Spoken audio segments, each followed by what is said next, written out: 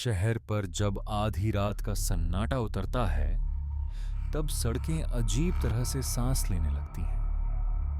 लंबी national highway पर बनी पुरानी टोल प्लाजा की बत्तियां दूर से टिमटिमाती दिख रही थीं। इसी टोल प्लाजा पर आज रोहन की पहली नाइट शिफ्ट थी। कॉलेज की फीस, पिता का कर्ज और घर की हालत, इन सब ने उसे मजबूर कर दिया था। दिन में पढ़ाई, रात में नौकरी, बस यही रास्ता बचा था। बस उसे हाईवे के बीचों बीच बने उस वीरान टोल प्लाजा पर उतार कर चली गई। चारों तरफ घना अंधेरा, ठंडी हवा और दूर दूर तक कोई इंसान नहीं। फोन पर उसका दोस्त अमन लाइन पर था। भाई, अभी भी कह रहा हूं, वो टोल प्लाजा ठीक जगह नहीं है। अब देर हो चुकी है यार, रोहन बोला। आज पहली शिफ्ट है। तभी एक कॉल आई, टोल सुपरवाइजर की। पहुंच गए? जी सर। ऑफिस में घुसते ही टेबल की दराज खोलना, अंदर एक रजिस्टर मिलेगा, उसमें जो लिखा है, एक भी नियम मत तोड़ना। मैं रात भर उपलब्ध नहीं रहूंगा।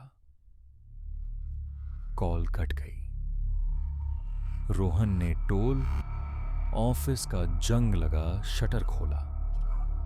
अंदर बल्ब पीली रोशनी में कांप रहा था। दराज में एक पुराना रजिस्टर पड़ा था। पहले पन्ने पर मोटे अक्षरों में लिखा था, रात की शिफ्ट के नियम। रोहन ने पढ़ना शुरू किया। किसी वाहन से यह मत पूछना कि वह कहां जा रहा है। अगर कोई गाड़ी बिना नंबर प्लेट आए, उसे रोको मत। रात 2:30 के बाद आने वाले वाहनों से आंखें मत मिलाना। अगर कोई ड्राइवर सिक्कों में भुगतान करे और वे असामान्य रूप से ठंडे हों, उन्हें लोहे के डिब्बे में डालना। 3 बजे के बाद टोल गेट बंद कर देना। कोई आवाज आए, कोई पुकारे, मत खोलना। आखिरी लाइन पढ़ते ही रोहन के गले में सूखापन उतर आया। ये क्या बकवास है, उसने खुद को समझाया।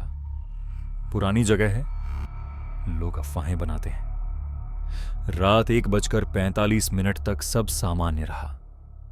तभी पहली गाड़ी आई, एक सफेद वैन, नंबर प्लेट नहीं, हेडलाइट बहुत धीमी। नियम याद आया। रोहन ने बिना कुछ पूछे बैरियर उठा दिया। वैन गुजरते समय ड्राइवर ने सिर घुमाया। रोहन ने गलती से उसकी आंखों में झांक लिया। आंखें जैसे बहुत गहराई से खाली। वैन चली गई, लेकिन रोहन का दिल तेज धड़कने लगा। 2:20 बजे दूसरी गाड़ी आई, एक पुरानी बाइक। राइडर ने बिना बोले मुट्ठी आगे बढ़ाई। सिक्के। रोहन ने सिक्के उठाए। वे बर्फ जैसे ठंडे थे। उसने तुरंत उन्हें लोहे के डिब्बे में डाल दिया। फोन फिर बजा। अमन, भाई अभी भी सब ठीक है? पता नहीं यार, यहां सब अजीब है। तभी घड़ी में 2:30 बजे। अचानक टोल प्लाजा की सारी लाइटें एक साथ झपक गईं। अब सड़क से आवाजें आने लगीं। कई इंजन, कई ब्रेक, जैसे बहुत सारी गाड़ियां पास आ रही हों। रोहन का मन हुआ बाहर देखने का, लेकिन नियम 2:30 के बाद आंखें मत मिलाना। उसने सिर झुका लिया। गाड़ियों की आवाज पास आती गई, फिर रुक गई। किसी ने दरवाजा खटखटाया। भैया, बैरियर खोल दो। आवाज थकी हुई थी, काफी इंसानी। रोहन कांप गया। घड़ी की ओर देखा। 2:58 फिर वही आवाज, इस बार पास से। हम लेट हो रहे हैं। घड़ी ने 3 बजे बजा दिए। रोहन ने झट से सभी गेट लॉक कर दिए।